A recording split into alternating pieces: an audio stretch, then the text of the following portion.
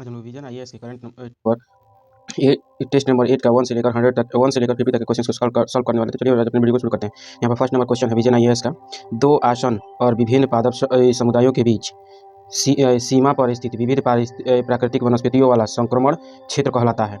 संक्रमण क्षेत्र कहलाता है अर्थात विभिन्न प्रकार के पारिस्थितिकी तंत्र पाए जाते हैं वहाँ पर। एक प्रकार मान लीजिए कि यहाँ पर यह स्थलीय क्षेत्र है जहाँ पर बहुत सारे मैंग्रोव उगे हुए हैं। इधर समुद्री पारिस्थितिकी तंत्र है, इसके बगल में ही वन लगे हुए हैं बहुत बड़े। तो यहाँ पर बीच में जो क्षेत्र बचेगा इसको क्या कहते हैं? तो यहाँ पर 4 ऑप्शन दे रहे हैं। पारिस्थितिकी निकेत, चरम, पारिस्थितिकी अनुक्रमण, इकोटोन। तो सही आंसर हो जाएगा option number D, ecotone. Next question है नेविगेशन विद क्वेश्चन को हम लोग ब्रॉड कर लेते हैं। Navigation with Indian constellation, navigation with Indian constellation के संदर्भ में निम्नलिखित कथनों पर विचार कीजिए। यहाँ पर दे रहा है यह एक क्षेत्रीय नौवहन उपकरण प्रणाली है। ऑप्शन नंबर 1 है, ये नाविक के बारे में बात कर रहा है। नेविगेशन विद, नाविक का फुल फॉर्म क्या होता है? Navigation with Indian constellation. यहाँ पर दे रहा है फर्स्ट नंबर ऑप्शन, यह एक क्षेत्रीय नौवहन उपग्रह प्रणाली है जिसमें 7 उपग्रहों का एक समूह शामिल है। उसके बाद से तेरा यह भारत और इसके आसपास के लगभग 1500 किलोमीटर तक के क्षेत्र में सटीक और वास्तविक समय की स्थिति सेवाएं देगा, आधारित सेवाएं देगा। और इसके बाद से दे रहा है ऑप्शन नंबर 3 है कि यह नागरिक और सैन्य दोनों उद्देश्यों के लिए सेवाएं प्रदान करेगा। यहाँ पर देख सकते हैं कि ये तीनों के तीनों ऑप्शन सही है। नाविक क्या है? जिसके तहत मान लीजिए जैसे हम लोग अभी जीपीएस का उपयोग करते हैं। जीपीएस अमेरिका द्वारा बनाया गया है। जीपीएस किसके द्वारा बनाया गया है? तो यूएसए के द्वारा बनाया गया है। और उसके जीपीएस के अनुसार हम लोग मोबाइल उपयोग करते हैं। और वैसे ही जीपीएस से हम लोग क्या करते हैं तो जगह जगह की मैपिंग कर सकते हैं। कोई भी कहाँ पर कोई मोबाइल लेकर या फिर कोई भी उपकरण कहाँ है इसका जानकारी लेते हैं। वैसे ही भारत ने भी अपने लिए जीपीएस के विकल्प के रूप में नाविक को बनाया है।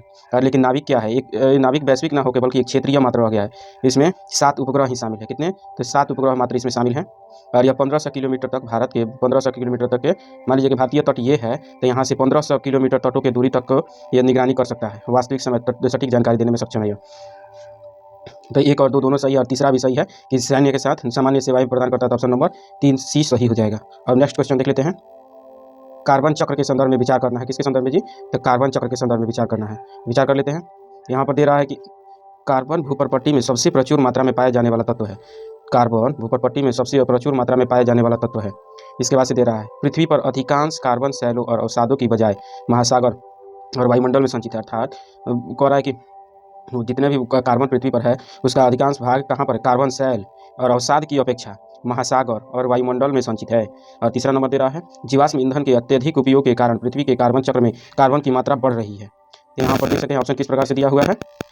यहाँ पर केवल 1, केवल 2, सभी 3 और कोई नहीं। यहाँ पर सही आंसर हो जाएगा ऑप्शन नंबर डी। यहाँ पर कोई भी नहीं सही है। कैसे कि यहाँ पर दे रहा है कि भूप्रपट्टी में प्रचुर मात्रा में पाया जाने वाला तत्व है। ये ऐसा नहीं है कि सबसे प्रचुर मात्रा में ये नहीं पाया जाता है। और उसके बाद से दे रहा है सबसे ज़्यादा क्या पाया जाता है? तो ऑक्सीजन पाया जाता है। और यहाँ पर दे रहा है कि भूप्रपट्टी में कार्बन सबसे ज़्यादा पाया जाता है। यहाँ पर दे रहा है पृथ्वी पर अधिकांश कार्बन शैल महासागर और वायुमंडल में संचित है। तीसरा सर गलती है। अधिकांश कार्बन कहाँ पर है?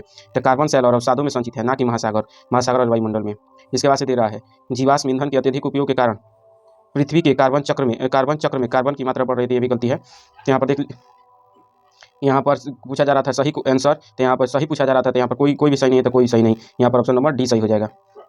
अब देख लेते हैं नेक्स्ट क्वेश्चन।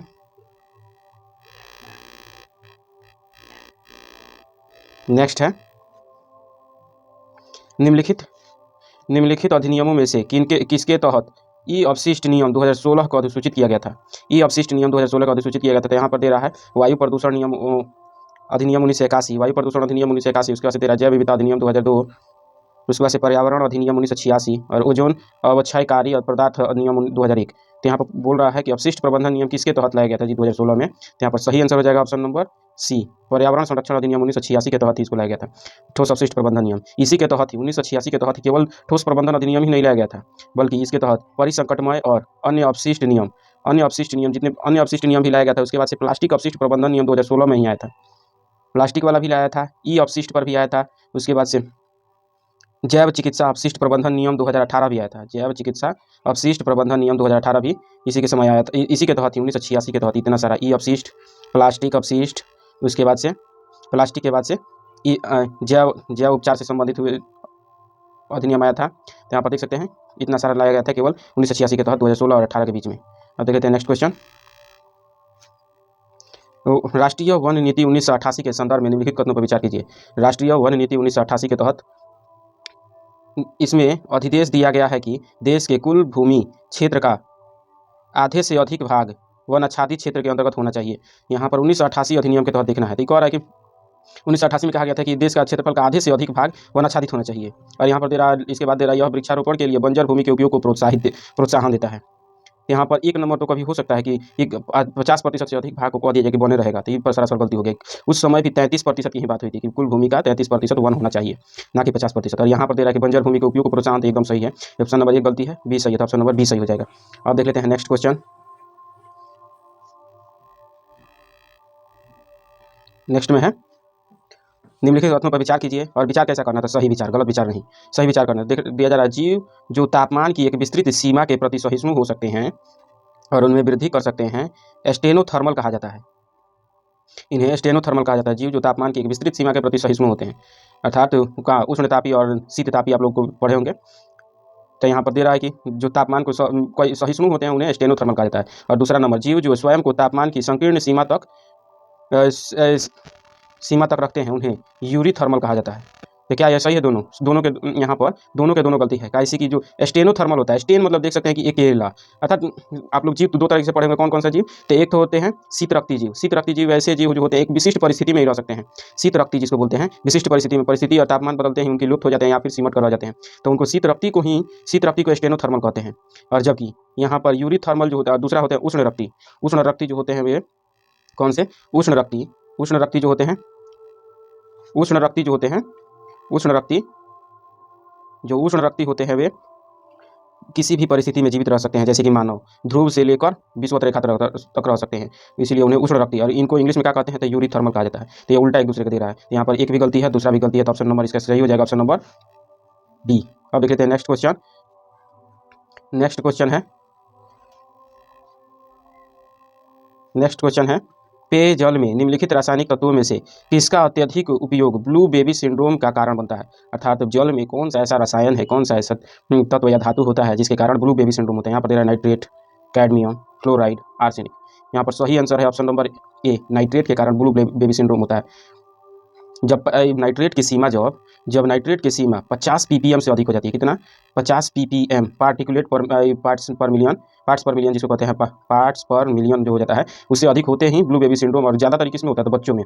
और इसमें ब्लू बेबी इसको क्यों कहा जाता है जी, तो बच्चों का शरीर, जब भी बच्चों का शरीर बार बार ब्लू रंग के हो जाता है, मतलब ब्लू जैसे नस दिखाई देता है वैसे पूरा शरीर ब्लू दिखाई देने लगता है, और काफ़ी घातक बीमारी है, बच्चों की मृत्यु भी हो जाती है।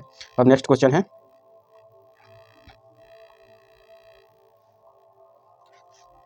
रेडियोधर्मी प्रदूषण के संदर्भ में निम्नलिखित कथनों पर विचार कीजिए, तो विचार कर लेते हैं। यहाँ पर दे रहा है, रेडियोधर्मी अपशिष्ट अल्पकालिक प्रदूषण है जो कुछ घंटों तक रेडियोधर्मी रह सकते हैं। यहाँ पर देख सकते हैं कि सबसे बड़ा बात अल्पकालिक बोल रहा है, रेडियोधर्मी अपशिष्ट वो भी। और दूसरा नंबर दे रहा है, रेडियोधर्मी धूल 3000 मीटर की ऊंचाई तक बनी रह सकती है। रेडियोधर्मी अपशिष्ट 3000 मीटर की ऊंचाई तक। और यहाँ पर दे रहा है, विमान पत्तनों पर उपयोग की जाने वाली एक्सरे मशीनें रेडियोधर्मी प्रदूषण के स्रोत हैं। और यहाँ पर सबसे बड़ा बात पूछा जा रहा है, कौन सा सही नहीं है, यहाँ पर पूछा जा रहा है कौन सा सही नहीं है। तो यहाँ पर देख सकते हैं कि क्या ये सही हो सकता है कि अल्पकालिक होते हैं? बताइए, फुकुशिमा में 2011 में थी रेडियोधर्मी प्रदूषण हुआ था, अर्थात फुकुशिमा परमाणु विस्फोट हुआ था, आज तक उसका प्रदूषण है। चेरनोबिल 1984 वाला, आज तक उसका प्रभाव है, तो ये क्या अल्पकालिक प्रभाव है? तो ये गलती हो गया, एक नंबर गलती। दूसरा नंबर दे रहा है कि ये जो है 3000 मीटर की ऊंचाई तक बनी रह सकती है, तो ऐसा नहीं है कि इतना ऊंचा तक नहीं जाता है, ये 3000 मीटर की ऊंचाई तक नहीं जा सकता है, तो दूसरा नंबर भी गलती है। सॉरी, यहाँ पर क्या पूछा जा रहा है, गलती पूछा जा रहा है।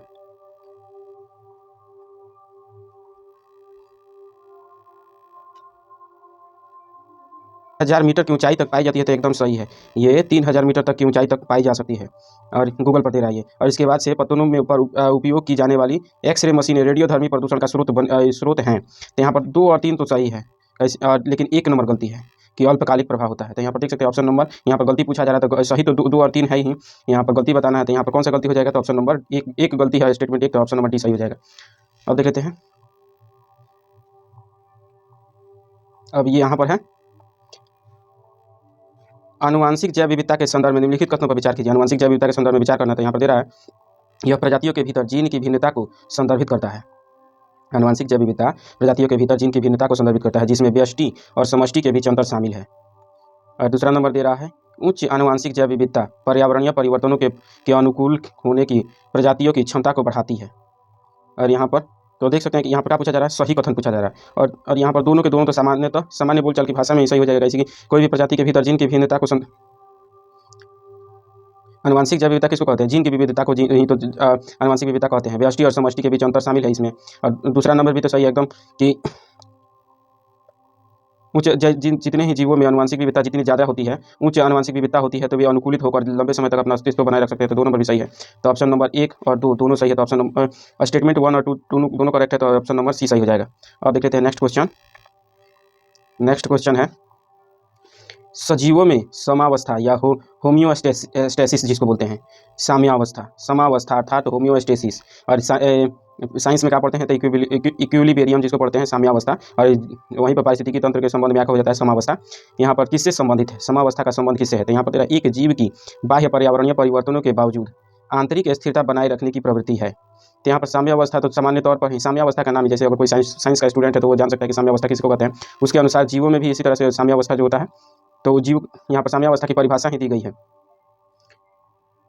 कोई भी बाह्य पर्यावरणीय परिवर्तन कुछ भी हो जाए, मान लीजिए कि जलवायु परिवर्तन हो रहा है, लेकिन फिर भी जीव अपना रोजमर्रा की क्रिया कर रहा है लगातार, तो उसी को साम्यावस्था कहते हैं। अर्थात अपने को अनुकूलन कर लेना, इसको साम्यावस्था को अनुकूलन से भी जोड़कर देख सकते हैं। यहाँ पर ऑप्शन नंबर ए सही हो जाएगा। अब देख लेते हैं नेक्स्ट क्वेश्चन है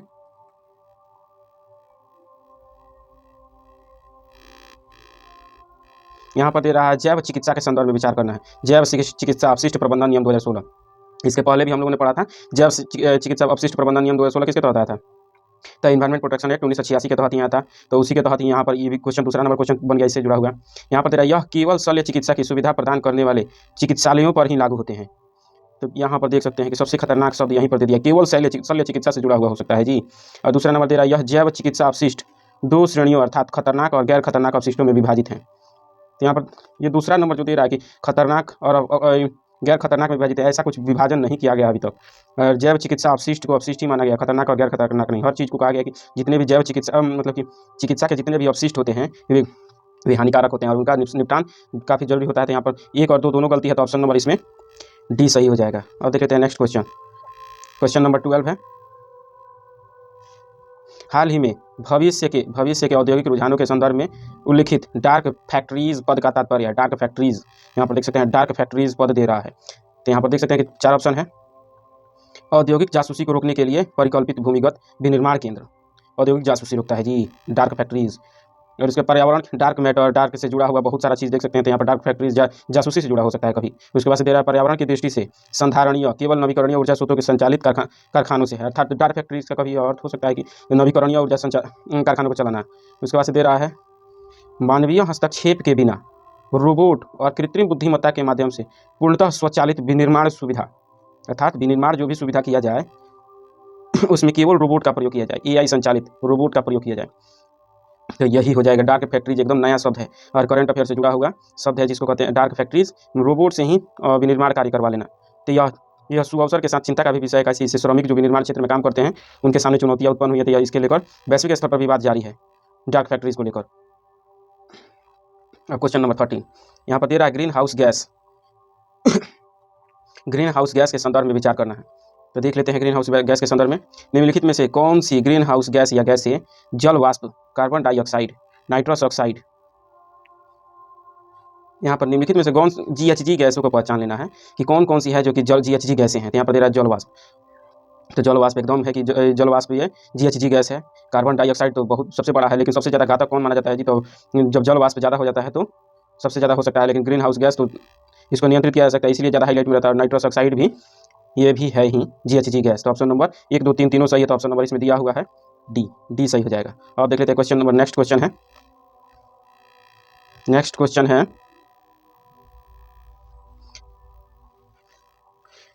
प्रायः चर्चा में रहने वाला ट्विस्टर पद से संदर्भित करता है। ट्विस्टर पद का संबंध किससे है जी, तो ट्विस्टर पद का संबंध यहाँ पर दे रहा अंतर्जलीय ज्वालामुखी गतिविधि के कारण उत्पन्न विशाल समुद्री तरंग, क्या यह हो सकता है कि ट्विस्टर इसको कहा जाए। दूसरा नंबर दे रहा है तड़ित मेघ से भूमि तक विस्तारित वायु के तीव्र कीप के आकार वाले स्तंभ को ट्विस्टर कहा जाता है। और इसके बाद से यहाँ पर दे रहा है सामान्यतः मध्य पूर्व के शुष्क क्षेत्र में पाए जाने वाला घूर्णनशील धूल के झंझे को ट्वीट्जर कहा जा सकता है। और इसके बाद से दे रहा है यहाँ पर ध्रुवीय हिम टोपी, ट्वीट्जर ध्रुवीय हिम टोपी के ऊपर बनने वाली चक्रवात। तो यहाँ पर सही आंसर हो जाएगा option number B. Option number B सही हो जाएगा। कैसे कि ये क्या है, ट्वीट्जर क्या है, तो अमेरिका में देखी गई भीषण मौसमी घटना। यहाँ पर सबसे ज़्यादा ये किसमें होता है जी, तो अमेरिका में सबसे ज़्यादा होता है मौसमी दुर्घटना है, जिसमें क्या होता है, तड़ित मेघ जो होते हैं वे भूमि तक, यहाँ पर इसको टोर्नेडो के नाम से, सबसे प्रचलित नाम इसका क्या है, तो टोर्नेडो कहा जाता है। यहाँ पर ऊपर बादल बना होता है और बादल से एकाएक जो ऊपर से तीव्र गति वाली वायु एकदम एकाएक आती है और ये हाथी के सूंड की तरह होता है और ये भी गोल गोल चक्रवात की तरह ही घूमता है, लेकिन चक्रवात जो होता है नीचे से उठकर ऊपर जाता है। और उसी के विपरीत ये ट्वीट्जर या टोर्नेडो जो होते हैं वे ऊपर से उठकर नीचे की तरफ उतरते हैं, हाथी की सूंड की तरह। तो इसीलिए इनको ट्वीट्जर कहा जाता है। और अमेरिका में सबसे ज़्यादा मतलब कि अमेरिका में सबसे ज़्यादा इसका प्रभाव देखा जाता है। तो अमेरिका में विशेष वैश्विक स्तर पर इसको टोर्नेडो कहा जाता है, लेकिन अमेरिका में ज़्यादातर इसको ट्वीट्जर के नाम से प्रचलित किया गया है। अब नेक्स्ट क्वेश्चन देख लेते हैं। नेक्स्ट क्वेश्चन है, हाल ही में सुर्खियों में रहा जंगेजूर गलियारा। जंगेजूर गलियारा का संबंध किससे है? जंगेजूर गलियारा रणनीतिक दृष्टि से महत्वपूर्ण है क्योंकि वह एक यहाँ पर तेरा जंगेजूर गलियारा अजरबैजान को छोड़ते हुए कैस्पियन सागर के माध्यम से आर्मेनिया को सीधे रूस से जोड़ता है। तो जंगेजूर गलियारा, यहाँ पर जंगेजूर गलियारा के बारे में बहुत पहले जब आर्मेनिया ने अजरबैजान ने अपने नागोर्नो काराबाख क्षेत्र को आर्मेनिया से छीन लिया था, तब ये काफ़ी चर्चा में था जंगेजूर गलियारा। लेकिन यहाँ पर दे रहा है आर्मेनिया को रूस से जोड़ने वाला। दूसरा नंबर दे रहा आर्मेनिया के माध्यम से अजरबैजान की मुख्य भूमि को तुर्की से जोड़ने का उद्देश्य रखता है। तो यही ऑप्शन सही हो जाएगा, जंगेजूर गलियारा। यहाँ क्या करेगा, अजरबैजान की मुख्य तुर्की जो है अजरबैजान का प्रमुख समर्थक देश है और थोड़ा सा दूरी है इससे तुर्की से और अजरबैजान के बीच। तो इसीलिए अब निकटता बढ़ाने के लिए ये लोग जंगेजूर गलियारा को जोड़ने के लिए बात कर रहे थे। ये काफ़ी चर्चा में है, सुर्खियों में यह जंगेजूर गलियारा। पहले आर्मेनिया और अजरबैजान से जुड़ा हुआ सबसे बड़ा क्षेत्र हुआ करता था नागोर्नो काराबाख, जिस पर कई बार यूपीएससी में क्वेश्चन पूछा भी जा चुका है। नागोर्नो काराबाख से जुड़ा हुआ है, अब इस बार है जंगेजूर गलियारा चर्चा में। अब देख लेते हैं नेक्स्ट क्वेश्चन। नेक्स्ट क्वेश्चन है,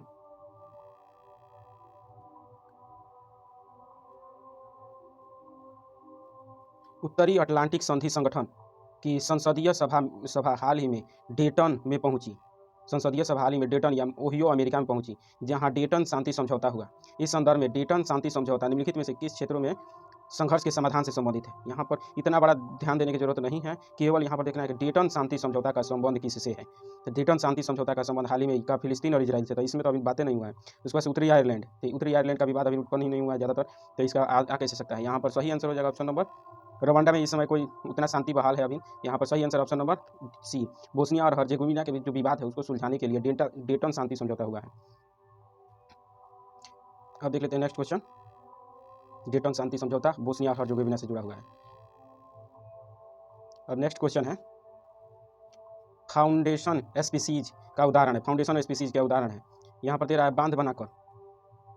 फाउंडेशन स्पीसीज के बारे में बोला जा रहा है, तो यहाँ पर दे रहा है बांध बनाकर तालाब का निर्माण करने वाला एक उदबिलाव बीवर को फाउंडेशन स्पीसीज, जिसको फाउंडेशन मतलब कि यहाँ पर हिंदी भी दे चुका है कि आधार प्रजाति। और उसके बाद से शिकार प्रजातियों की जनसंख्या को नियंत्रित करने वाले एक शीर्ष परभक्षी को फाउंडेशन कहा जा सकता है। या फिर देशज वनस्पतियों को प्रतिस्पर्धा में पीछे छोड़ने वाला एक आक्रामक प्रजाति। आक्रामक को कभी फाउंडेशन स्पीसीज, मतलब कि यहाँ पर ये फाउंडेशन से ही लगा सकते हैं कि वैसा जीव जो किसी क्षेत्र में विशेष विविधता को उत्पन्न करने में सहायक होता है और बनाए रखने में सहायता करता है, फाउंडेशन स्पीसीज कहा जा सकता है। लेकिन यहाँ पर तेरा मृदा में कार्बन पदार्थों को विघटित करने वाला एक अपघटक, तो अपघटक को कभी फाउंडेशन स्पीसीज कहा जा सकता है नहीं। तो यहाँ पर ना तो फाउंडेशन इसको कहा जा सकता है ना तो इसको, यहाँ पर सही।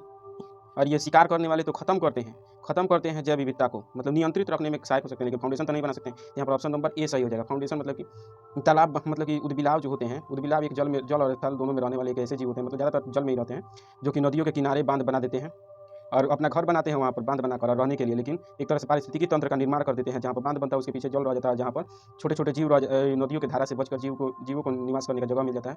तो इस तरह से एक अलग जैव विविधता का निर्माण हो जाता है, इसलिए इसको फाउंडेशन स्पीसीज कहा जाता है। ऑप्शन नंबर ए सही हो जाएगा। नेक्स्ट क्वेश्चन है, जैव विविधता विरासत स्थलों के संदर्भ में विचार का चुनना है जी, तो सही कथन का चुनना है। जैव विविधता विरासत स्थलों के संबंध में यहाँ पर दे रहा है, इन स्थलों को राज्य सरकार द्वारा वन्य जीव अधिनियम 1972 के अंतर्गत अधिसूचित किया जाता है, जैव विविधता विरासत स्थलों को। और यहाँ पर ऑप्शन दे रहा है, किसी स्थल को जैव विविधता विरासत स्थल BHS घोषित करने का एकमात्र मानदंड पालतू बना ली गई प्रजातियों की प्रचुरता है। तो यहाँ पर देख सकते हैं एकमात्र, जैसे ही आया था जहर के पुड़िया है, तो जहर के पुड़िया जहाँ पर होता है वहाँ पर ध्यान दे देना चाहिए। अब नेक्स्ट ऑप्शन है, वे क्षेत्र जहाँ संधारणीय कृषि पद्धतियाँ अपनाई जाती हैं उन्हें BHS घोषित किया जा सकता है।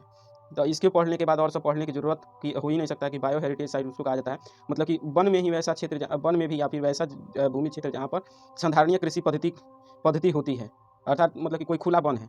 मान लीजिए कि बहुत बड़ा क्षेत्र है जहाँ पर वन है लेकिन खुला वन है, अर्थात लोग यहाँ पर आते जाते हैं, निवास करते हैं, लेकिन यहाँ पर पशु प्रजातियों को मारने की जगह और वनों को काटने की जगह अपना संधारणीय कृषि करते हैं। संधारणीय मतलब पारंपरिक तरह से कृषि करते हैं, अपना जीवन निर्वाह करते हैं, तो उनको BHS या बायो हेरिटेज साइट घोषित किया जा सकता है। तो ऑप्शन नंबर सी सही हो जाएगा। अब देख लेते हैं नेक्स्ट क्वेश्चन। नेक्स्ट क्वेश्चन है पारिस्थितिकी में संगठन के विभिन्न स्तरों पर विचार कर लेते हैं। समष्टि में एक ही प्रजाति की व्यष्टियाँ शामिल होती हैं जो किसी निश्चित क्षेत्र में रहती हैं और परस्पर क्रिया करती हैं। यहाँ पर दे रहा है समष्टि में एक ही प्रजाति की व्यष्टियाँ शामिल होती हैं जो किसी निश्चित क्षेत्र में रहती हैं और परस्पर क्रिया करती हैं। और उसके बाद से दे रहा है कि समुदाय से तात्पर्य विभिन्न प्रजातियों की समष्टियों से है जो एक विशेष क्षेत्र में एक साथ रहती हैं और परस्पर क्रिया करती हैं। तो देखने से ही दोनों ऑप्शन ये भी सही है और ये भी सही है। पारिस्थितिकी तंत्र के संगठन की ये परिभाषा ही दे रहा है, तो इसमें समझाने की कोई विशेष बात है नहीं। इसके बाद से नेक्स्ट है, इसके बाद से दे रहा है कि बायोम एक विशाल क्षेत्रीय पारिस्थितिकी तंत्र है जिसकी वनस्पति और जलवायु में समानता होती है। अर्थात एक ऐसा विशाल क्षेत्र जहाँ पर एक समान जलवायु और परिस्थिति पाई जाती है और जिसके कारण एक समान वनस्पति पाए जाते हैं, इसको बायोम कहा जाता है। जैसे अमेजन वर्षावन में, पूरे अमेजन वर्षावन बहुत विस्तारित है लेकिन एक तरह की परिस्थिति और वनस्पति और जलवायु पाया जाता है, इसीलिए अमेजन को एक बायोम, विशालतम बायोम कहा कि संज्ञा दी जाती है। तो यहाँ पर ये भी सही है, तो 1 2 सही था ही, 3 भी सही हो गया, तो ऑप्शन नंबर डी सही हो जाएगा। और नेक्स्ट क्वेश्चन है भारत में गीग श्रमिकों के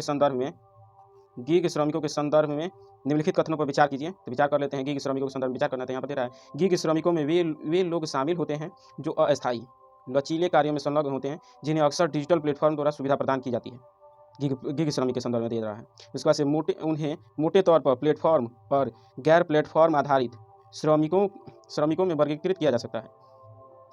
और इसके बाद से दे रहा है बी नंबर, तो 1 और 2, तो उसके बाद से सी नंबर दे रहा है 3 नंबर कि भारत में किसी भी अधिनियम में गीग श्रमिकों को कभी भी परिभाषित नहीं किया गया है।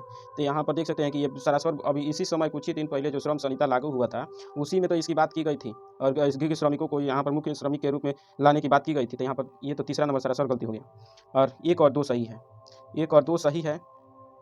तो इसीलिए ऑप्शन नंबर यहाँ पर कौन सा सही हो जाएगा, ऑप्शन नंबर सी सही हो जाएगा। और देख लेते हैं नेक्स्ट क्वेश्चन का संबंध है जैव विविधता विरासत स्थल। ये भी देखिए जैव विविधता विरासत से जुड़ा हुआ 2 नंबर क्वेश्चन आ चुका है, जैव विविधता विरासत स्थल। तो यहाँ पर दे रहा है पालतू प्रजातियों की प्रचुरता जैव विविधता विरासत स्थल घोषित करने के मानदंडों में से एक है। और दूसरा, तो यहाँ पर पालतू प्रजातियों की प्रचुरता यहाँ पर, और दूसरा नंबर है जिन क्षेत्रों में अत्यधिक पालतू जैव विविधता घटक मौजूद हों उन्हें BHS घोषित किया जा सकता है। और यहाँ पर क्या पूछा जा रहा है, सही या फिर गलती पूछा जा रहा है जी। तो 21 नंबर सही पूछा जा रहा है। तो यहाँ पर दोनों के दोनों ऑप्शन सही है। और BHS की परिभाषा कुछ देर पहले हमने बताया भी था कि एक ऐसा वन्य क्षेत्र या फिर खुला वन क्षेत्र जो कहते हैं जहाँ पर वृक्ष और वन क्षेत्र भी पाया जाता है लेकिन प्राकृतिक अवस्था में आज भी है, और यहाँ पर मानव भी निवास करते हैं। वन क्षेत्र है जिसमें मानव प्रचुर मात्रा में रहते हैं, लेकिन अंतर यही है अन्य वन या फिर अन्य वनों की तुलना यहाँ पर जो लोग इस वन में रहते हैं वे पेड़ पौधों और वन्य प्रजातियों को ज़्यादा नुकसान नहीं पहुँचाते हैं, सबकी रक्षा करते हुए रहते हैं और साथ में ही अपना पशुपालन, बृहद मात्रा में पशुपालन और सतत कृषि भी करते रहते हैं। तो इसी को BHS घोषित किया जाता है। तो बिहार में सबसे पहले कटिहार के में एक घोषित किया गया था। यहाँ पर ऑप्शन नंबर 1 और 2 दोनों सही है, तो ऑप्शन नंबर सी सही हो जाएगा। इसमें दे रहा है कि ऑप्शन नंबर सी सही हो जाएगा। अब देख लेते हैं नेक्स्ट क्वेश्चन है। अब यहाँ पर दे रहा है अमेरिकी राष्ट्रपति ने फारस की खाड़ी का नाम बदलकर अरब की खाड़ी या फिर अरेबिया की खाड़ी करने का प्रस्ताव को रद्द कर दिया। इस संदर्भ में अर्थात पहले फारस की खाड़ी को अब सऊदी अरब मांग कर रहा था कि फारस की खाड़ी हटाकर इसका नाम अरब की खाड़ी या अरेबिया की खाड़ी कर दी जाए, लेकिन डोनाल्ड ट्रंप ने मना कर दिया। इस संदर्भ में निम्नलिखित में से कितने देशों की सीमा फारस की खाड़ी से लगती है। तो यहाँ पर तेरा UAE, ओमान, कुवैत, यमन। तो यहाँ पर सही आंसर हो जाएगा ऑप्शन नंबर, ये तो क्या कहते हैं इसको, मैप बेस्ड क्वेश्चन है कि इस तरह से देख सकते हैं कि ये कुछ इस तरह से हमारा फारस की खाड़ी है और यहाँ पर हमारा यूएई है, यहाँ पर ईरान है, ईरान यहाँ पर है, यहाँ पर थोड़ा यहाँ पर ईरान है और यहाँ से थोड़ा सा इराक लगा रहता है। इराक की सीमा बहुत छोटी सी दिखाई नहीं देता है, बहुत छोटी सी सीमा के साथ इराक लगा रहता है, लगभग 80 किलोमीटर के आसपास है। और उसी के पास में है एक कुवैत, कुवैत की सीमा यहाँ पर लगी रहती है। और यहाँ पर है बहरीन, बहरीन यहाँ पर है। उसके बाद से कतर है यहीं पर, और यूएई तो यहाँ पर है, ये है। और सऊदी अरब तो यहाँ पर लगा ही हुआ है। ओमान की भी ओमान की सीमा इससे नहीं लगती है, कैसे कि यहाँ ओमान यहीं तक आकर रह जाता है, लेकिन फारस की खाड़ी इन सबको कहा जाता है। तो यहाँ पर देख सकते हैं कि यहाँ पर दे रहा है कि यूएई, कौन कौन सा दे रहा है जी, तो यूएई, कुवैत और यमन भी नहीं लगता है यहाँ पर फारस की खाड़ी से। तो यहाँ पर कितने ऑप्शन सही हो जाएंगे, केवल 3 ऑप्शन सही हो जाएंगे। यूएई, सीरिया का जिक्र नहीं किया था हमने, यूएई ठीक है, कुवैत भी ठीक है और ओमान भी ठीक है। तो यहाँ पर ओमान भी लगता है छोटा सा सीमा लगता है कि उसका केवल क्षेत्र है। यहाँ पर जो मैप बनता है यहाँ पर, तो उसका मुख्य सीमा यहाँ पर मान लीजिए कि ये अथी है, ईरान है, और यहाँ पर मान लीजिए कि यूएई है। तो भले ही मुख्य भूमि नहीं लगता है उसका अथी से, लेकिन यहाँ पर उसका क्षेत्र है जो कि ओमान का एक छोटा सा द्वीपीय क्षेत्र है, जो कि ओमान का ही माना जाता है, और वो फारस की खाड़ी से सटा हुआ था, इसीलिए उसको भी फारस की खाड़ी से जुड़ा हुआ मान लिया जाता है। और देख लेते हैं नेक्स्ट क्वेश्चन। नेक्स्ट क्वेश्चन है,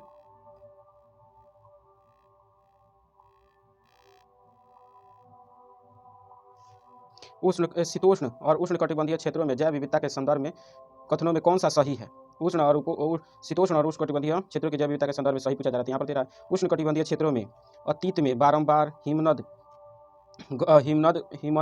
घटित होता रहा है, जबकि शीतोष्ण अक्षांश क्षेत्र अपेक्षाकृत अबाधित रहा है। और उसके बाद से दे रहा है शीतोष्ण पर्यावरण कम मौसमी परिवर्तन दर्शाते हैं तथा स्थिर होते हैं, इसलिए निकेत विशेषीकरण को प्रोत्साहन मिलता है। निकेत विशेषीकरण को यहाँ पर प्रोत्साहन मिलता है। और इसके बाद से दे रहा है शीतोष्ण क्षेत्रों में अधिक सौर ऊर्जा उपलब्ध होती है, जो उच्च उत्पादकता में योगदान करती है। यहाँ पर देख सकते हैं कि कैसे दिया हुआ है जी। तो यहाँ पर तीनों कोई भी ऑप्शन सही नहीं, यहाँ पर सी नंबर है, शीतोष्ण क्षेत्रों में अधिक सौर ऊर्जा उपलब्ध होती है और उच्च उत्पादकता में योगदान करती है। तो यहाँ पर देख सकते हैं, अगर साधारण से भी देखें तो यहाँ पर तीनों के तीनों ऑप्शन गलती दिखाई दे रहा है। कि यहाँ पर सी नंबर से देख लेते हैं, शीतोष्ण क्षेत्र में सर्वाधिक सौर ऊर्जा उत्पन्न प्राप्त होती है, तो ये तो सरासर गलती है। और यहाँ पर दे रहा है शीतोष्ण पर्यावरण कम मौसमी परिवर्तन दर्शाते हैं, तो यहाँ पर कम मौसमी नहीं, अधिक मौसमी परिवर्तन होता है। यहाँ पर उष्णकटिबंधीय क्षेत्रों की जब बात की जाए, यहाँ पर दे रहा है कि फर्स्ट नंबर देख लेते हैं, उष्णकटिबंधीय क्षेत्र में बार बार हिमनद घटित होते हैं, हिमनदियों का प्रवाह होता है। तो यहाँ पर सब के सब उल्टा दिया हुआ है।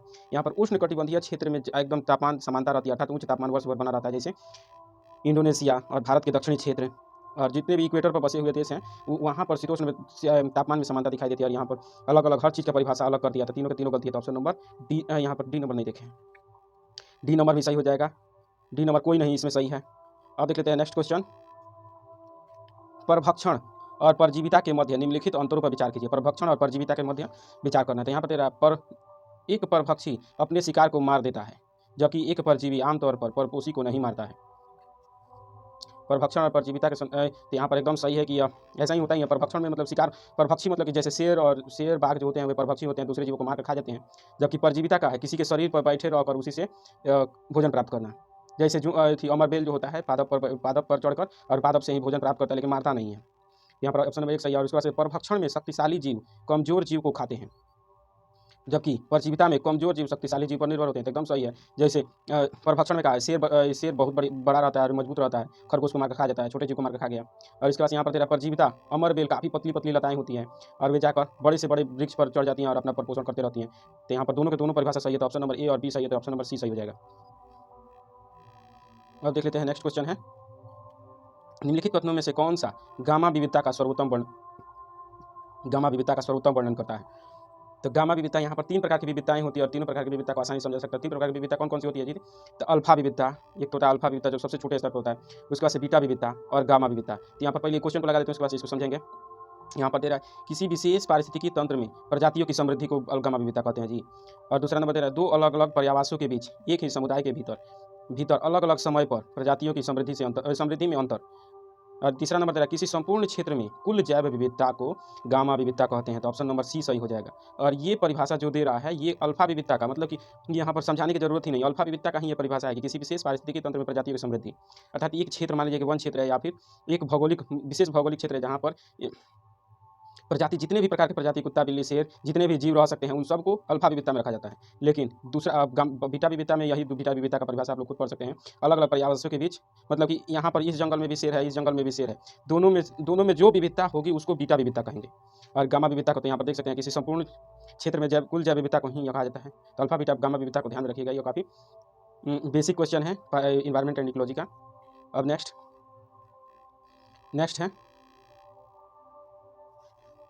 यह भारत में किसी चीज़ की ऐसा, मतलब कि यहाँ पर राष्ट्रीय उद्यानों का नाम दिया हुआ है और उसके बारे में देखना है कि ये कौन सी परिभाषा है जो सटीक रूप से इनमें से किसी एक को परिभाषित करती है। तो यहाँ पर देख लेते हैं, उड़ीसा की जैसे ही बात करता है, उड़ीसा राज्य के मयूरभंज जिले में, तो उड़ीसा राज्य की बात करते हैं और बाकी पढ़ेंगे चाहे नहीं, अलग से इधर दिमाग हम लोग लगाना शुरू कर देंगे। उड़ीसा राज्य में काजीरंगा है, उड़ीसा में काजीरंगा है जी।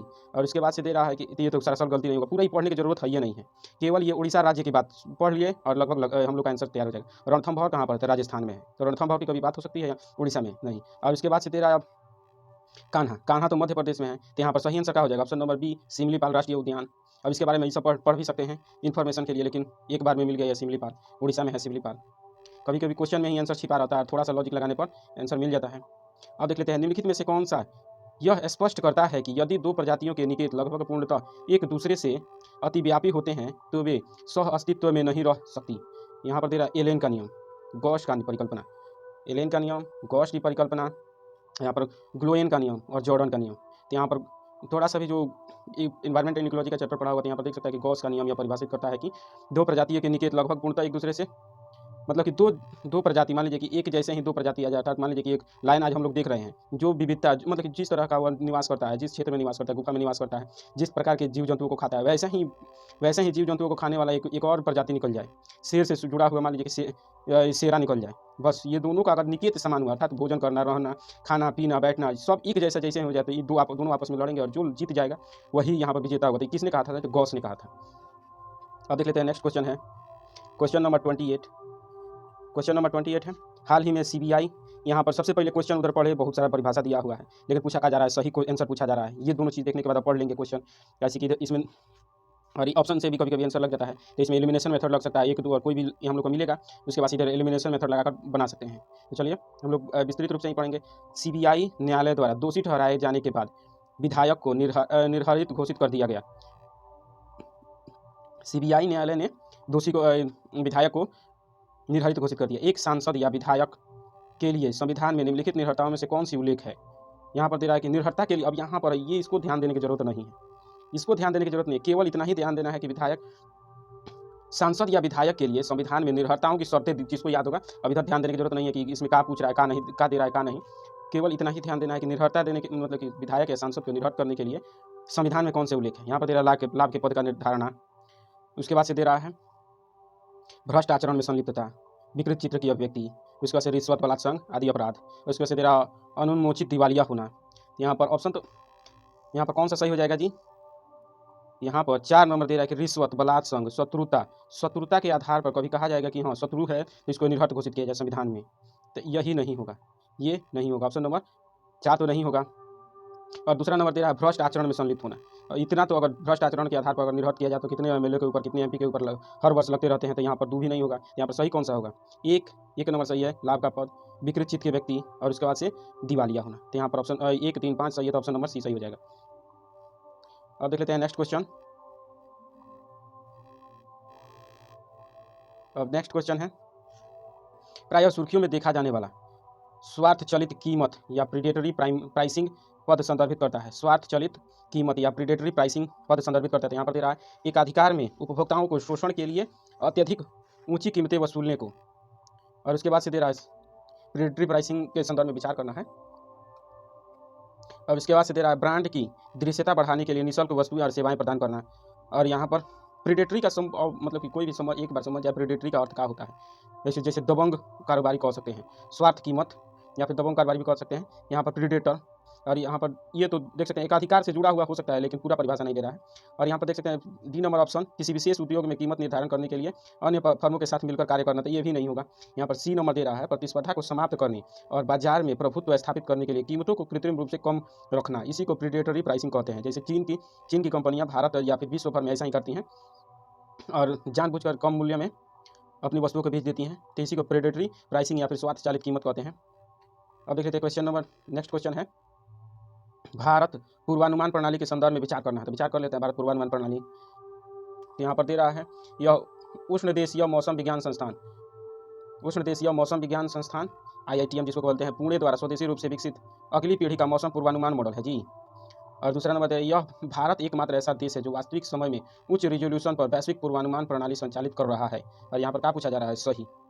ऐसे तो सामान्य तौर पर कोई पढ़ेगा कि एकमात्र ऐसा देश है तो एकमात्र लगाते हैं, इसको गलती कर देगा कि यहाँ पर की गलती है, लेकिन यहाँ पर वास्तव में सही है कि भारत पूर्वानुमान के मामले में, अपनी आपदाओं के पूर्वानुमान के मामले में और उच्च रिजोल्यूशन की क्षमता प्राप्त करने में भारत अग्रणी हो चुका है, एकमात्र देश बन चुका है। और दूसरा नंबर तेरा कि IITM पुणे द्वारा विकसित है, एकदम सही है। तो option number A, statement number 1 और 2 दोनों सही है, तो ऑप्शन नंबर यहाँ पर देख सकते हैं कि सी सही हो जाएगा। अब नेक्स्ट क्वेश्चन है कुंभकोणम वेत्रिलाई या पान का पत्ता के संदर्भ में विचार करना है। कुंभकोणम वेत्रिलाई पान का पत्ता के संदर्भ में विचार करना है। यहाँ पर तेरा कर्नाटक क्षेत्र में उगाई जाने वाली पान के पत्ते की एक विशिष्ट किस्म है कुंभकोणम वेत्रिलाई। उसके बाद से दे रहा है इसकी विशिष्ट सुगंध स्वाद के लिए इसे GI प्रदान किया गया है जी। यहाँ पर ये कुंभकोणम, ये तो सही है कि ये विशिष्ट स्वाद और सुगंध के लिए इसे GI प्रदान किया गया, लेकिन यहाँ पर जो दे रहा है कि ये कर्नाटक का है, कर्नाटक नहीं बल्कि ये कहाँ का है, तो तमिलनाडु का है कुंभकोणम वेत्रिलाई। तो यहाँ पर ऑप्शन नंबर, और पूछा जा रहा है सही, तो सही एक नंबर तो नहीं होगा, बी सही हो जाएगा, केवल दूसरा स्टेटमेंट सही है। अब देख लेते हैं नेक्स्ट क्वेश्चन है निम्नलिखित में से कौन सी आक्रामक प्रजातियों का उदाहरण है। आक्रामक प्रजाति के संदर्भ में रॉसी वुल्फ स्नेल, आक्रामक प्रजाति कौन सा है, रॉसी वुल्फ, गाजर घास, जलकुंभी, उपयुक्त में से सभी। तो ये तो बचपन से का 12th क्लास से ही पढ़ा जा रहा है कि गाजर घास आक्रामक है, जलकुंभी मछलियों को मार देती है, ये जो रॉसी वुल्फ स्नेल है जो फसलों को व्यापक क्षति पहुंचाता है, वनस्पतियों को। तो तीनों के तीनों सही हो जाएगा, ऑप्शन नंबर डी सही हो जाएगा। अब देख लेते हैं नेक्स्ट क्वेश्चन है जैव उपचार के संदर्भ में विचार करना है। जैव उपचार यहाँ पर दे रहा है यह पर्यावरणीय क्षति के सुधार और पुनर्प्राप्ति में सूक्ष्म जीवों जैसे जैव घटकों का अनुप्रयोग है जी। और उसके बाद से दे रहा है रेडियोधर्मी अपशिष्ट से उत्पन्न आयनित तत्वों को जैव उपचार तकनीकी से उपचारित किया जा सकता है। तो ये दोनों के दोनों सही है, जैव उपचार में यही होता ही है, सूक्ष्म जीवों और जैव घटकों का उपयोग करके जितने भी प्रदूषित पदार्थ हैं, प्रदूषक के कारक, मतलब हर क्षेत्र में रेडियोधर्मी हो गया, चाहे ई अपशिष्ट हो गया या फिर प्लास्टिक अपशिष्ट हो गया, हर प्रकार के अपशिष्टों को जैव उपचार के माध्यम से नष्ट मतलब उपचारित किया जा सकता है। यहाँ पर दोनों सही है, तो ऑप्शन नंबर यहाँ पर 1 और 2 दोनों सही है, तो ऑप्शन नंबर सी सही हो जाएगा। यहाँ पर देख सकते हैं कि ऑप्शन नंबर सी सही हो जाएगा। अब नेक्स्ट है रक्षा मंत्री ने अंतर्राष्ट्रीय, अब देखिए यहाँ पर क्या पूछ रहा है, अंतर्राष्ट्रीय परमाणु ऊर्जा एजेंसी से पाकिस्तान, रक्षा मंत्री ने IAEA से पाकिस्तान के परमाणु शस्त्रागार की निगरानी करने का आग्रह किया। इस संदर्भ में अंतर्राष्ट्रीय परमाणु ऊर्जा एजेंसी, अब इधर ध्यान देने का जरूरत है कि नहीं, आप लोग देख सकते हैं कि आपके अनुसार सही हो सकता है या फिर जरूरत नहीं हो सकता है, लेकिन क्वेश्चन के अनुसार आपका मुख्य फोकस किस पर होना चाहिए, मुख्य फोकस कि अंतर्राष्ट्रीय परमाणु ऊर्जा एजेंसी से संबंधित कथनों पर विचार करना है। यहाँ पर दे रहा है इसकी स्थापना संयुक्त राष्ट्र के तहत एक स्वायत्त संगठन के रूप में की गई थी जी। IAEA की स्थापना संयुक्त राष्ट्र संगठन के तहत स्वायत्त रूप में। और दूसरा नंबर यह एजेंसी परमाणु और प्रसार संधि की सदस्य है।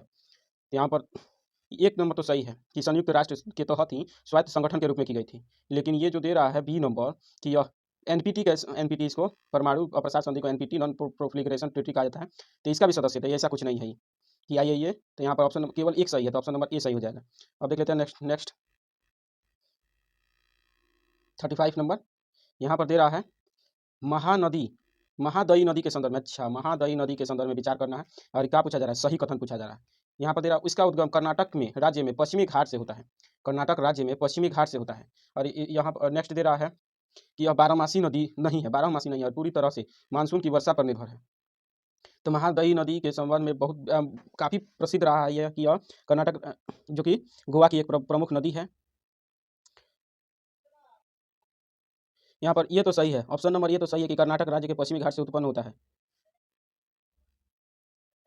नंबर बोल रहा है कि यह बारहमासी नहीं है, क्या यह बारहमासी नहीं, तो भले ही ये दक्षिण भारत में है, तो इस तरह से लग सकता है कि यह बारहमासी नदी नहीं है, लेकिन वास्तव में छोटी नदियाँ, दक्षिण भारत की छोटी नदियाँ, कई ऐसी नदियाँ हैं जो कि बारहमासी रहती है, उसमें से एक यह भी है, महादयी भी है, जो कि बारहमासी इसमें जल रहता है। भले ही गर्मी के दिन में कम जल की मात्रा बहुत कम हो जाती है, लेकिन फिर भी यहाँ पर जल पाया ही जाता है।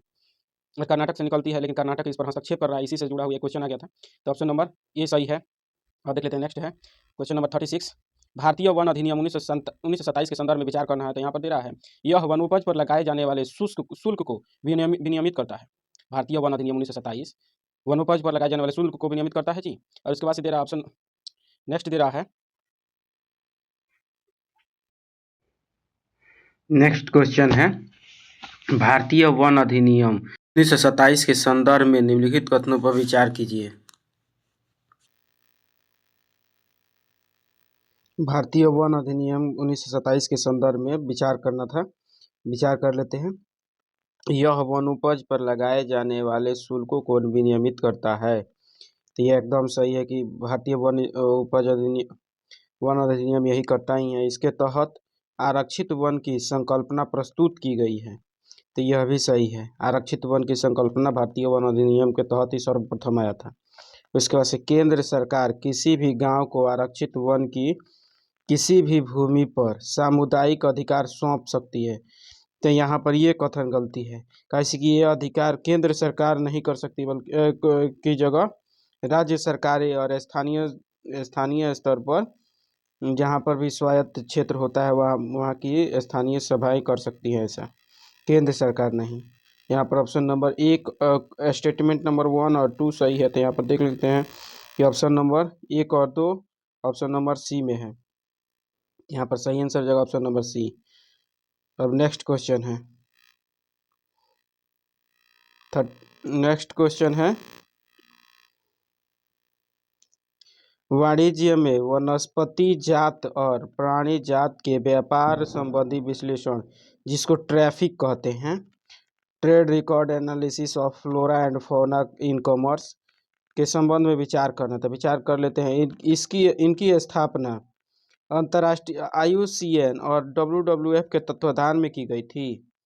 और इसके बाद से दे रहा है, तो एकदम ही सही है कि IUCN और WWF के तत्वाधान में ही ट्रैफिक की स्थापना की गई थी, जो कि अंतर्राष्ट्रीय स्तर पर जितने भी संकटग्रस्त प्रजाति, चाहे वह लकड़ी हो या फिर जीव जंतु या फिर जितने भी जीव जंतु होते हैं, उनके अंतर्राष्ट्रीय व्यापार पर देख रेख करता है, नियंत्रण रखता है। इसके बाद से इसका कार्य विश्व भर में वन्य जीवों के वैध और अवैध दोनों व्यापार की निगरानी करना। तो एकदम सही है, यहाँ पर एकदम सही है। तो यहाँ पर ऑप्शन नंबर 1 भी सही है और 2 नंबर भी सही है। तो यहाँ पर आंसर हो जाएगा, सही आंसर हो जाएगा ऑप्शन नंबर सी। अब देख लेते हैं नेक्स्ट क्वेश्चन। नेक्स्ट क्वेश्चन है, दिवालिया और शोधन अक्षमता संहिता। दिवालिया और शोधन अक्षमता संहिता IBC 2016 के संदर्भ में विचार करना था। एक और है कि यह भारत में सभी संस्थाओं, चाहे वे कारपोरेट हो व्यक्ति, दिवालियापन समाधान के लिए एक व्यापक कानून है। और उसके बाद से दे रहा है कि यह राष्ट्रीय कंपनी विधि अपील अधिकरण कंपनियों और सीमित देयता भागीदारी के दिवालियेपन हेतु सर्वोच्च अपीलीय अधिकरण है जी। तो यहाँ पर दे रहा है कि सर्वोच्च अपीलीय अधिकरण है। ये तो सही है कि यह व्यक्तिगत या दिवालियापन समाधान के लिए एक व्यापक कानून है। अच्छा, तीन ठो ऑप्शन दिया है। इसमें दिवालिया समाधान प्रक्रिया को पूरा करने के लिए कोई अधिकतम समय सीमा निर्धारित नहीं की गई है। तो यहाँ ये कैसे कि यहाँ पर समय सीमा निर्धारित की गई है, तो ऑप्शन नंबर 3 गलती है। तो यहाँ पर ये भी गलती है, ऐसी सीमित भागीदारी नहीं है। यहाँ पर ये सही है, ऑप्शन नंबर ए सही है। देख लेते हैं कौन सा ऑप्शन सही है। तो यहाँ पर केवल एक स्टेटमेंट सही है, तो ऑप्शन नंबर ए सही हो जाएगा। अब देख लेते हैं नेक्स्ट क्वेश्चन। निम्नलिखित में से कौन सी जैव विविधता संरक्षण की बाह्य स्थानीय पद्धति नहीं है? जैव विविधता संरक्षण की बाह्य स्थानीय पद्धति नहीं है। तो यहाँ पर दे रहा है वनस्पति उद्यान, यहाँ पर दे रहा है चिड़ियाघर, बायोस्फीयर रिजर्व, एक्वेरियम। तो यहाँ पर सही आंसर हो जाएगा option number C. Biosphere reserve जो है जैव विविधता संरक्षण का बाह्य स्थानीय नहीं, बल्कि यह स्व स्थानीय। यहाँ पर 2 शब्द है, बाह्य स्थानीय और स्व स्थानीय। इसका बाह्य स्थान है अर्थात किसी भी जीव को उसके प्राकृतिक पर्यावरण से निकालकर जिस स्थान पर रखा जाता है उसके कृत्रिम रूप से, जैसे चिड़ियाघर हो गया, तो इसको बाह्य स्थानीय कहा जाता है। वहीं पर स्वस्थानीय, जब जीव अपने प्राकृतिक आवास में ही है और उसी के वहीं पर उसकी संरक्षण किया जाए तो उसको बाह्य स्थानीय कहते हैं, स्वस्थानीय कहते हैं। जहाँ पर है वहीं पर संरक्षण कर दिया जाए तो बायोस्फीयर रिजर्व जो है कि स्वस्थानीय है। और ये पूछ रहा है कि सॉरी और यहाँ पर पूछ रहा है कि बाह्य स्थानीय पद्धति का नहीं है, तो यह एक स्वस्थानीय है और ये सब बाह्य स्थानीय है। अब देख लेते हैं नेक्स्ट क्वेश्चन। निम्नलिखित में से कौन सा प्रोटोकॉल या कन्वेंशन सीमाओं के पार वायु की गुणवत्ता में सुधार लाने का लक्ष्य रखता है और विशेष रूप से अम्लीकरण, सुपोषण, भूस्तरीय ओजोन के उन्मूलन पर ध्यान केंद्रित करता है? तो यहाँ पर दे रहा है गोथेनबर्ग प्रोटोकॉल, मिनामाता कन्वेंशन, कार्टाजेना बॉन कन्वेंशन। तो यहाँ पर सही आंसर हो जाएगा option number A, Gothenburg protocol जो है सीमाओं के पार वायु की गुणवत्ता में सुधार लाने का लक्ष्य रखता है, अम्लीकरण, सुपोषण और भूस्तरीय ओजोन के उन्मूलन को ध्यान में रखते हुए। नेक्स्ट है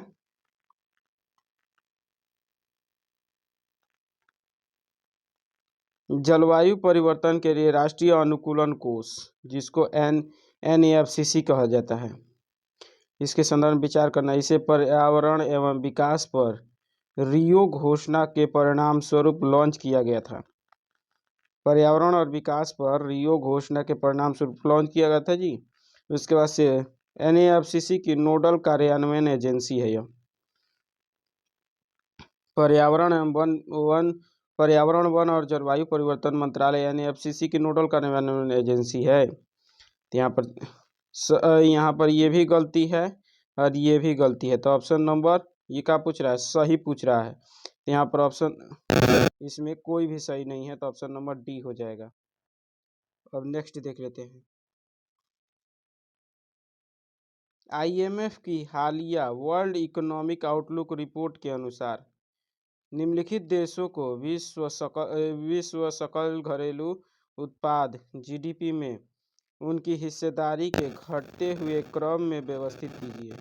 GDP के हिस्सेदारी के घटते क्रम में व्यवस्थित करना है तो सर्वाधिक यहाँ पर दे रहा है Bharat, Germany, United kingdom, Japan. तो यहाँ पर देख सकते हैं कि जापान पे यहाँ पर कौन सा हो जाएगा, सबसे बड़ा भारत से ज़्यादा GDP किसका है, तो जर्मनी का है। उसके बाद से किसका है जी, तो भारत का है। और दूसरा नंबर उसके बाद से किसका है, तो उसके बाद से जापान का है, तब जाके यूनाइटेड किंगडम का है। अब देख सकते हैं कि यहाँ पर दिया हुआ है 2 1 4 3 सही हो जाएगा, तो ऑप्शन नंबर 2 1 4 3 सही हो गया। अब देख लेते हैं next question. Fibre optic drone के संदर्भ में विचार करना। फाइबर ऑप्टिक ड्रोन उड़ान के दौरान केबल के माध्यम से अपने बेस स्टेशन से जुड़े रहते हैं, फाइबर ऑप्टिक ड्रोन। और उसके बाद से अन्य ड्रोनों के विपरीत ये ड्रोन इलेक्ट्रॉनिक जैमिंग के प्रति प्रतिरोधी हैं और इनका लंबी दूरी के निगरानी स्टेशनों, मिशनों और सैन्य सर्वेक्षण में व्यापक रूप से उपयोग किया जाता है। तो यहाँ पर ये तो सही है, 1 और 2 सही है। कहे जी कैसे कि फाइबर ऑप्टिक ड्रोन जो होते हैं ये तार से जुड़े होते हैं, इसीलिए ये ज़्यादा दूरी तक नहीं जाते। यहाँ पर लिखा हुआ है केबल से जुड़े होते हैं, स्टेशनों से जुड़े होते हैं। जैसे पहले टावर बनता था, पहले स्टेशन पर सैनिक छावनियों के आसपास में बड़े बड़े टावर लगते थे जिसमें बड़ा खर्च लगता था और उसमें सही से निगरानी भी नहीं होता था, एक सैनिक को हमेशा रखना पड़ता था। इसी टावर की आवश्यकता को ख़त्म करने के लिए फाइबर ऑप्टिक ड्रोन लाया गया है। ये हमेशा वायु में ऐसे उड़ते रहता है, नीचे तार से जुड़ा रहता है, स्टेशन से जुड़ा हुआ। और यहाँ पर किसी सैनिक को खड़ा करने के टावर बनाकर सैनिक को खड़ा करने की ज़रूरत नहीं है इस पर। ये अब हमेशा एक तार से, पतली तार से जुड़ा हुआ रहता है स्टेशन से, और ये हमेशा उड़ते रहता है और आसपास के क्षेत्र की निगरानी करते रहता है, सर्विलांस में रखता है। तो यहाँ पर और ये क्या है, अन्य ड्रोनों के विपरीत ये इलेक्ट्रॉनिक जैमिंग के प्रति प्रतिरोधी होते हैं, अर्थात इनकी जैमिंग नहीं की जा सकती है। लेकिन यहाँ पर कह रहा है लंबी दूरी की निगरानी नहीं कर सकते किया जाता है, तो ये 3 नंबर गलती है। काहे जी कि ऐसे कि जब तार से जुड़ा हुआ है तो लंबा दूरी तक जा नहीं सकता है, एकदम फिक्स है ही। तो इसीलिए 3 नंबर गलती हो जाएगा। तो ऑप्शन नंबर 1 और 2 सही है, तो ऑप्शन नंबर ए सही हो जाएगा। अब देख लेते हैं नेक्स्ट क्वेश्चन। नेक्स्ट है, निम्नलिखित में से कौन सा राष्ट्रीय उद्यान यूनेस्को की विश्व धरोहर प्राकृतिक स्थलों की सूची में शामिल नहीं है? तो यहाँ पर दे रहा है मतलब कि यूनेस्को के विश्व धरोहर प्राकृतिक स्थलों की सूची में शामिल नहीं है काजीरंगा, केवलादेव, सुंदरबन, पेंच। तो सही आंसर हो जाएगा ऑप्शन नंबर, देख कर भी बता सकते हैं कि पेंच हो जाएगा ये। अब देख लेते हैं नेक्स्ट। निम्नलिखित पारिस्थितिकी पिरामिडों पर विचार कीजिए। पारिस्थितिकी पिरामिड, परजीवी खाद्य श्रृंखला में संख्या पिरामिड, घास के मैदान के पारिस्थितिक तंत्र में जैव भार पिरामिड। और उसके बाद से दे रहा है तालाब पारिस्थितिकी तंत्र में जैव भार पिरामिड। यहाँ पर पूछ रहा है उपर्युक्त पारिस्थितिकी पिरामिडों में कितने सामान्यतः उल्टे होते हैं? पारिस्थितिकी पिरामिड का संदर्भ क्या है? एक ऐसा पिरामिड बनता है जिसमें नीचे कम, दो तरह का पिरामिड होता है। एक तो सीधा पिरामिड होता है, अर्थात सीधा पिरामिड इस तरह का होता है, और उल्टा पिरामिड कैसा होता है तो कुछ इस तरह का। अर्थात सीधा पिरामिड का अर्थ होता है यहाँ पर हजारों घास हैं, बहुत सारे घास हैं, इनको किसी दो या चार बकरियों ने खा लिया, 2 या 4 बकरी को एक शेर ने खा लिया। मतलब मान लीजिए कि ये कम होते जाएगा, अर्थात यहाँ पर हजारों लाखों घास को 2 बकरी ने खाया, 2 बकरियों को एक शेर ने खा लिया, अर्थात इनकी संख्या कम होती चली गई, तो इसको सीधा पिरामिड बोलते हैं। और उसी का उल्टा पिरामिड, मान लीजिए कि एक थी का क्या कहते हैं, एक मान लीजिए कि बबूर का पेड़ या फिर अंजीर का पेड़ है, और उस पर हजारों चिड़िया भी पोषित होती हैं, उस पर चूहे भी पोषित होते हैं, टिड्डियाँ भी पोषित होती हैं, अर्थात एक ठो पेड़ है और उस पर हजारों लाखों जीव, अर्थात तो उनकी संख्या कम होती। यहाँ से देख सकते हैं, यहाँ पर एक ठो पेड़ है छोटा सा, मतलब कि एक ठो अंजीर का पेड़ है, उस पर हजारों जीव जंतु ऊपर की तरफ विस्तृत होते चले जाते हैं, तो इसका ये उल्टा पिरामिड बनता है। तो यहाँ पर दे रहा है पारिस्थितिकी खाद्य श्रृंखला में संख्या पिरामिड, और यहाँ पर कह रहा है उपर्युक्त पिरामिडों में से कितने उल्टे हैं। तो यहाँ पर 1 नंबर और 2 नंबर तो सही है, लेकिन तीसरा नंबर गलती है। तो यहाँ पर ऑप्शन नंबर कितना, बी नंबर सही हो जाएगा, और केवल 2 सही है। अब देख लेते हैं नेक्स्ट क्वेश्चन। हाल ही में इजराइल ने हुदैदा और अल सलीफ, इजराइल ने हुदैदा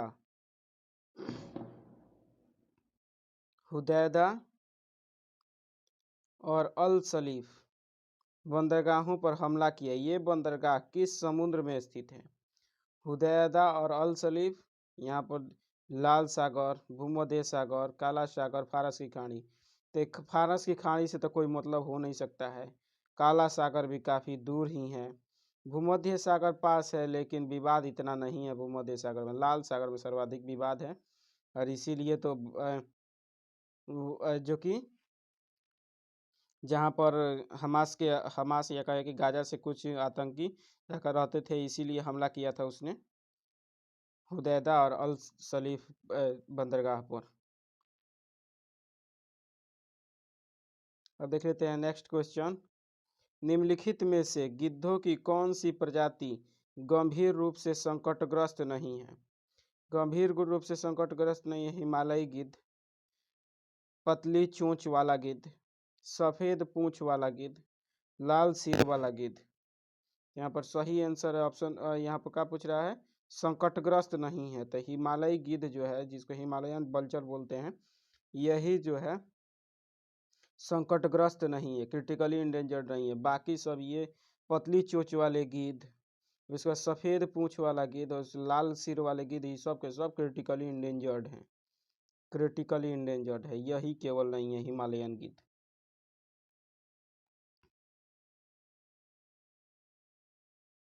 नेक्स्ट क्वेश्चन है, जलीय पारिस्थितिकी तंत्र के संदर्भ में निम्नलिखित कथनों पर विचार कीजिए। जलीय पारिस्थितिकी तंत्र में चारण खाद्य श्रृंखला सामान्य तौर पर पादप प्लावक से शुरू होती है जी।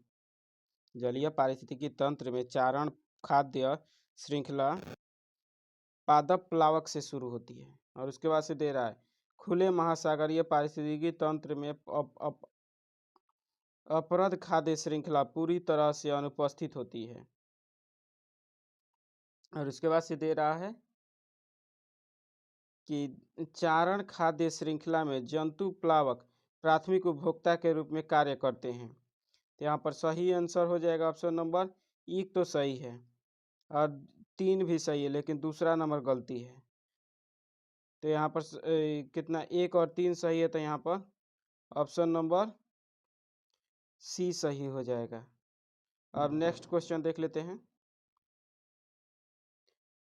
पवित्र उपवन और राज्य, पवित्र उपवन का राज्य से मिलाना है।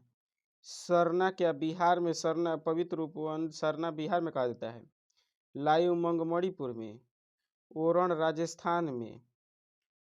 तो यहाँ पर तीनों के तीनों सही है। बिहार में सरना कहा जाता है पवित्र उपवन को, मणिपुर में लाई उमंग कहा जाता है, ओरण राजस्थान में।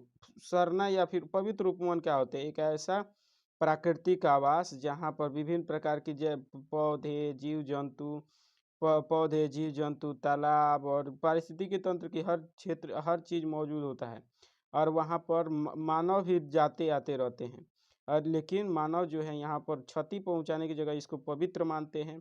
और आसपास में मंदिर भी हो सकता है या फिर तालाब भी हो सकता है जहाँ लोग स्नान करने जाते हो, लेकिन आसपास की किसी भी जैव विविधता को नुकसान नहीं पहुँचाते हैं। इसे ही पवित्र उपवन कहा जाता है। और यह प्राचीन काल से ही इसकी मान्यता है प्राकृतिक उपवन की। और भारत में सर्वाधिक पवित्र उपवन लगभग राजस्थान में माने जाते हैं, जहाँ पर उन्हें ओरण कहा जाता है। तो यहाँ पर तीनों के तीनों सही है, तो ऑप्शन नंबर डी सही हो जाएगा। अब देख लेते हैं नेक्स्ट क्वेश्चन, भारतीय राष्ट्रीय उद्यान के संदर्भ में सही कथन चुनना है। यहाँ पर दे रहा है, किसी अभयारण्य के अंतर्गत किसी क्षेत्र को राष्ट्रीय उद्यान के रूप में अधिसूचित किया जा सकता है, के अंतर्गत किसी क्षेत्र को राष्ट्रीय उद्यान के रूप में अधिसूचित किया जा सकता है। राष्ट्रीय उद्यान के अंदर राज्य के मुख्य वन्यजीव वार्डन द्वारा अनुमति प्राप्त गतिविधियों को छोड़कर किसी भी मानवीय गतिविधि की अनुमति नहीं है। तो यहाँ पर दोनों के दोनों ऑप्शन सही है, राष्ट्रीय उद्यान के संबंध में दोनों ऑप्शन सही है, तो यहाँ पर ऑप्शन नंबर सी सही हो जाएगा। हमने आज 1 से लेकर 50 तक के क्वेश्चंस को सॉल्व कर लिया। अब अगला 51 से लेकर 100 तक के क्वेश्चन नेक्स्ट क्लास में सॉल्व करेंगे।